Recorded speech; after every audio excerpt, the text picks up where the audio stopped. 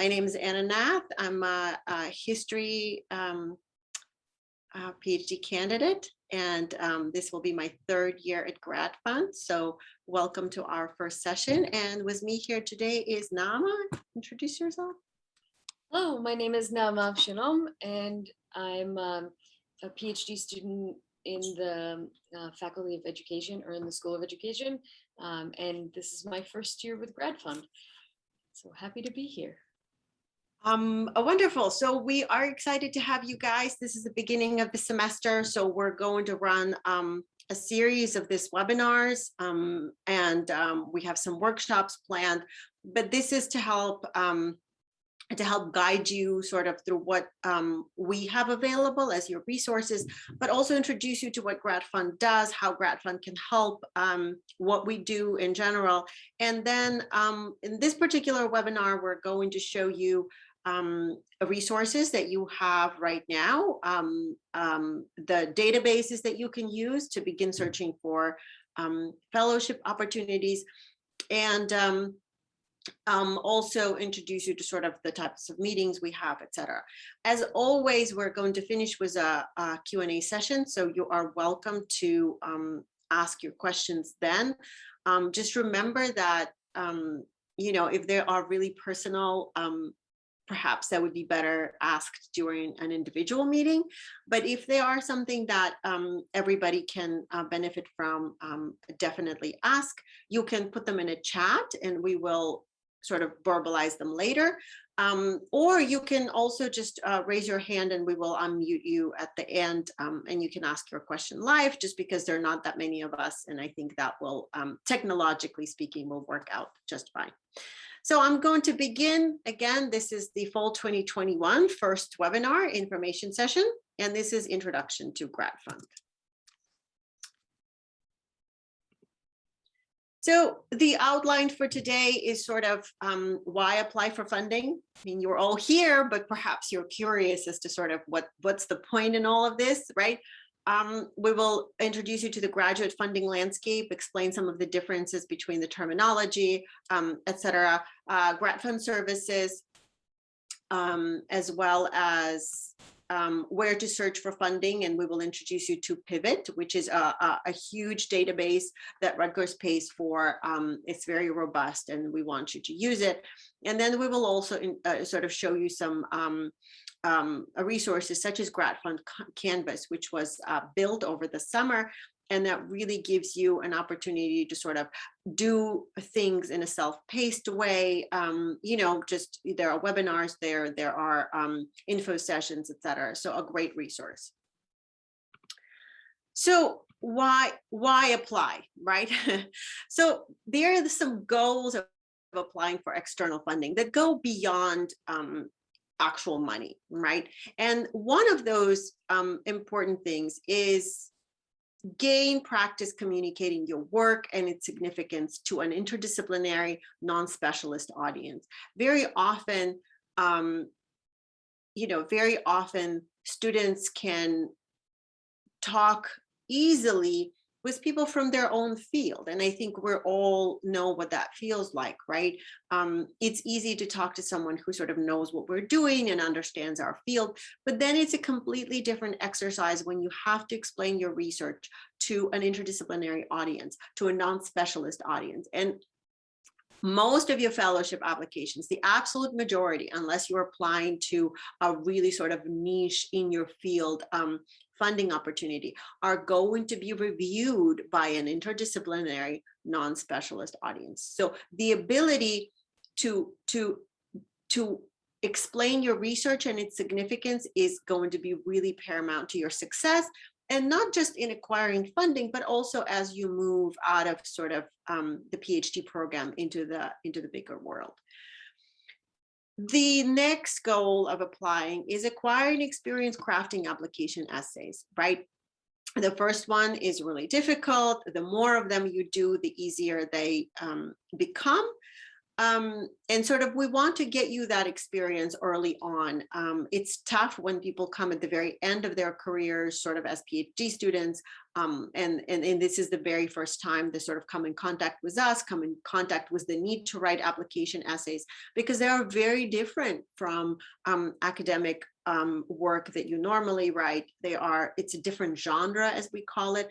So again, this is a really important experience that we want you to learn. And again, you establish track record of securing external awards, right? Which helps you stand out to future employers and funders. Again, if you won something, it's going to go on your CV. If you were a runner-up for something, it can go on your CV. And that's a track record of sort of this, of a wider community of scholars being interested in your research. And that can only be a good thing. And of course, you gain crucial support for your graduate study, bolster your research, right?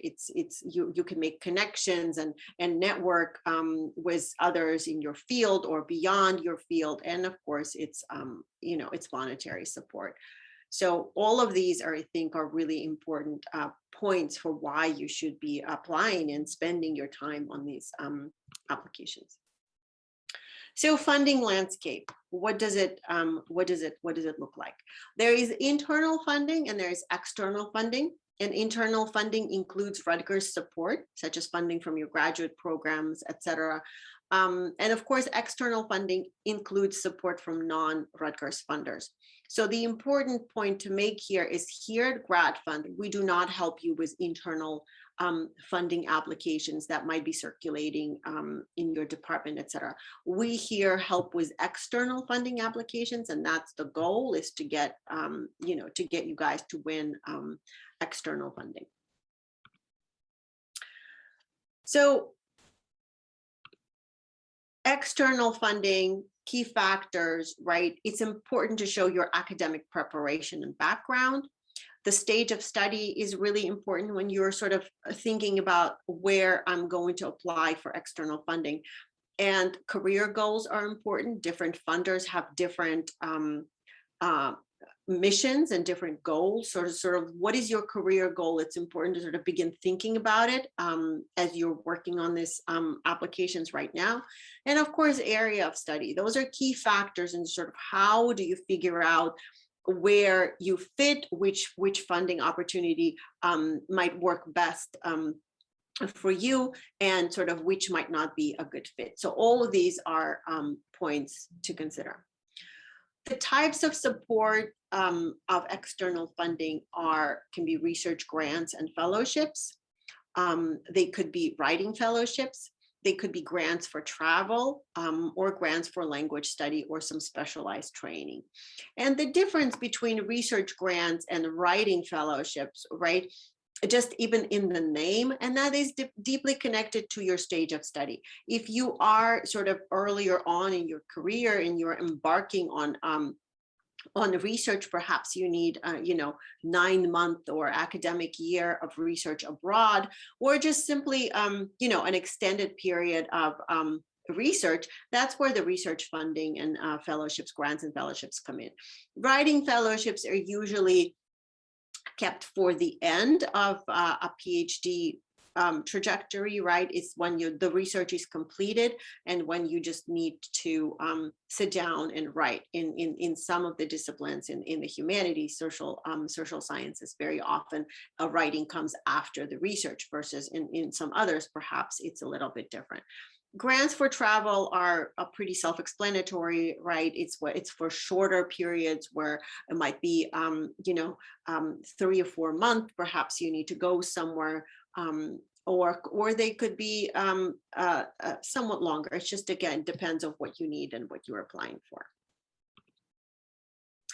Often students ask the difference between grants and fellowships, and grants provide support for research-related expenses, and fellowships can also provide support for living expenses. So that's the difference between them. That is also important to keep in mind, thinking about what it is that you need the funding for. Is it for research-related expenses, or is it for to pay rent and to live on, et cetera, et cetera. So again, that's how you start thinking about, do I need a grant or do I need to apply for a fellowship. So GradFund services, I guess, what is it that we here do? So our mission is to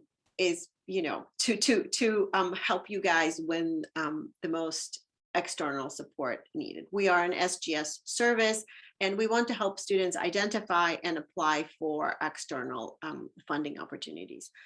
Since our founding in 2000, we have helped Rutgers graduate students win approximately 100 million in external support, and that figure is actually much higher at this point. So it's a lot of money on the table out there that various organizations offer, and our mission is to help our students at Rutgers, write the best applications in order to be competitive for that funding. Our core services are, we do individual meetings, we run mentoring programs, and perhaps some of you have seen announcements. We had a mentoring program over the summer. We did a mentoring program last spring. We did a mentoring program the previous summer. So, sometimes they are more specific to a particular award, or sometimes they are in general for anyone who wants to sort of stay structured and stay on track, start working on their applications during the summer, etc. We have our own award database. It's much smaller than the Pivot, but it is still useful when you want to start with something perhaps more manageable and not get overwhelmed. That's a good place to start. We have social media presence, and we also have a blog that could be really useful when you're looking for particular experiences. And we ask often previous winners to write about their experience and how they sort of got to it. So, if you are an international student and perhaps you're not sure what's out there, I would recommend looking through our blog and see if you can find some blog posts by people who are also international students and were successful in winning a fellowship. And of course, we do workshops and presentations, and this is one of them. This is our first webinar of the fall semester, but I want you to remember that there are going to be many more. So we are giving this information sort of in chunks, right? But so there is a calendar of events. It's also on our WC online webpage where you make appointments. You can also sign up for these workshops. We're going to do a Help with a Funder workshop. We're going to do a plethora of things. So definitely a great resource. And just maybe, Nama can put in also in a chat function the email that went out to the departments, just in case you didn't see it, was all the possibilities, or actually the link to our WC online will work as well, just so you guys already see what's there and can register when you're ready. So the individual meetings that we have fall into the core three that we do: our planning meeting, the Help with a Funder meeting, and the application review. And the planning meeting will run very similar to sort of what we're trying to do today, except right now, of course, we're trying to do it on a bigger scale. But a planning meeting is just the introductory meeting. We're going to show you the resources out there. We're going to tell you about what GradFund does. And maybe you have some interest already in some fellowships, and we can help you sort of see, how to look for them, how to identify what works for you, how to work with Pivot, for example, etc. The Help with a Funder meeting is when you identify already a fellowship that you're interested in, and now we want to look deeper, right? Before you start writing an application, you want to understand what that funder wants, what their mission, what their goals are, who they're looking at, and what they are requiring from you as part of your application. Are they looking for a personal statement? What type of things, who is on the review committee?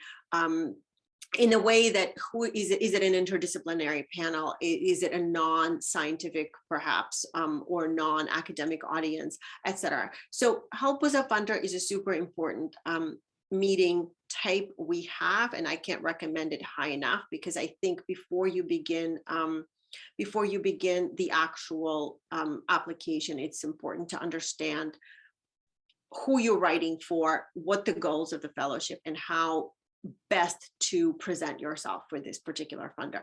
And again, I recommend the webinar we're going to have for Help with the Funder. We're going to run through all those questions. We're going to show you examples of sort of how to go about answering those questions, and what information you want to find.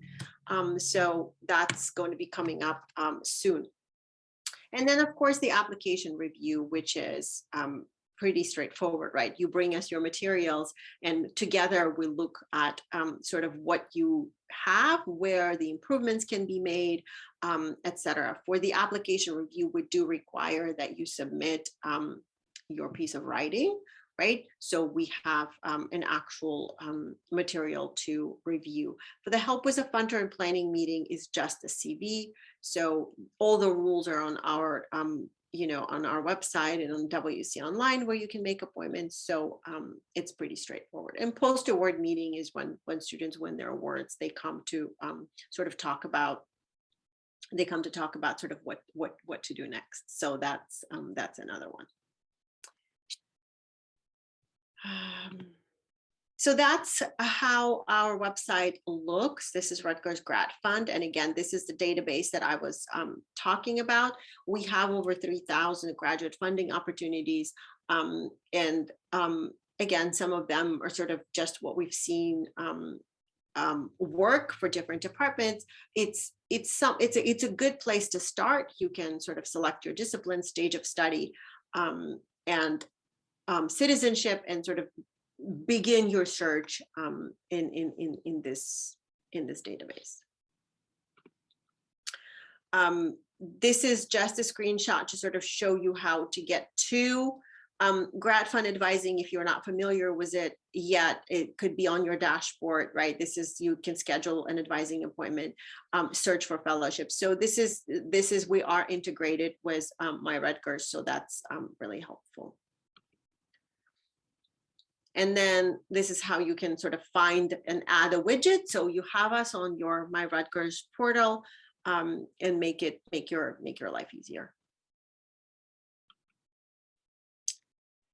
So the next part is about Pivot, and I'm going to sort of show you again a series of screenshots and sort of how to begin the setup process for Pivot. It's a much bigger database. It's extremely powerful, very robust, but there are things that sort of, again, the tricks sort of the trade there. It's run by ProQuest. Again, Rutgers pays for it. It's expensive, so use it because it's an amazing resource. It has advanced search features. It has features where you can search by, you can sort of narrow down by demographic attributes, by search of study, by the type of funder, by the discipline, by keywords, etc. So it's very robust. It can give you weekly award alerts by email. So we definitely encourage you to set up your accounts. And what I love about Pivot is that, I don't do anything and it sends me all these notifications, right? So it's important to sort of put in some time at the beginning, set up your profile, set up your account, and then it can really help you in both your near-term and long-term planning. There is a calendar function where perhaps you find something and you're like, well, this would be really, really perfect for me, but perhaps not this year. Perhaps this is a writing fellowship or a completion fellowship, and I can do it in year whatever, right? Because remember, again, the application timeline is always very long for this award. Some of the big awards are on a yearly cycle. So again, it's important to plan ahead when it comes to fellowships. And I think Pivot is a great resource that can help you plan both near term and long term as you create your calendar. There are some again, it takes getting used to and sort of searching around. So when you're creating your Pivot account, we want you to use your institutional login credentials, which is of course the Rutgers credentials to log in. And to get you started with Pivot, we have a recorded GradFund webinar. And for a guide to Pivot, it's in sort of public space, accessible to you guys to view. And I think that could also be very helpful. But otherwise, just set up your Pivot account, complete your profile, and begin messing around, right? Begin searching, begin sort of trying to put different things and how you will go about to narrowing your search, where you can do all that. So extremely helpful. And then the last resource that I wanted to bring up, just to not to overwhelm you, is the GradFund Canvas. This is a new resource place that was created over the summer. And again, we understand that we're all functioning in still this environment of both. Some people are perhaps virtual, some people are on campus, but it's a different environment that we're in, and we want to give you guys opportunities to do some of these things at your own pace. And sort of the Canvas site really has a ton of resources, with webinars, with info sessions, some self-paced guides that you can sort of do when you have time and when you feel that you want to engage with them, even before you come and have your individual appointments with us to be better prepared. So it includes modules. It's super helpful. It will walk you step by step through the process of applying for external fellowship and grants. And to gain access, you need to enroll through this website. So again, you can go to that and then enroll into Canvas, and you will have access to all these amazing resources. Again, this is what it will look like when you get to it, and you will see that there will be modules on the left-hand side, and it is really a self-paced guide to grants and fellowships. So definitely sign up for that and check it out. So my last point here is about sort of next steps, right? What should you do at this point? This is the beginning of the semester. You all will come to this introductory webinar. So I think the first thing is, right, request the access to the Canvas site for GradFund self-paced guide to grants and fellowships, right, which is on Canvas, which is what I just showed you. Set up your Pivot account, create your profile, perform a few funding searches, see what you come up with, and then try to figure out sort of how it works. And then if you find an award you're interested in, of course, consult with your advisor, see if it's a good fit, when that would be a good fit, and then schedule a help with a funder meeting and come to us at GradFund to begin the work of applying for fellowships.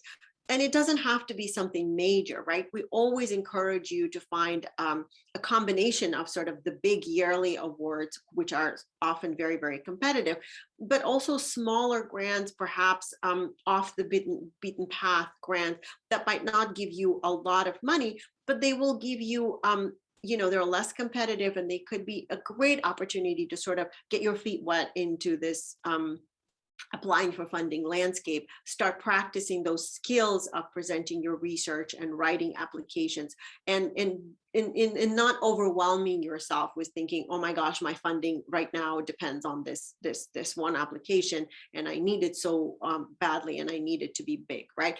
So depending on where you are in sort of your academic career, it's a great idea to just find a combination of big and small funders and just start applying. So there's no need to wait for next semester or next month. Fall is very, very busy with application deadlines. A lot of deadlines happen in the fall. So definitely get going and select something to apply for, even if it's something small, and definitely start working with it and come to us.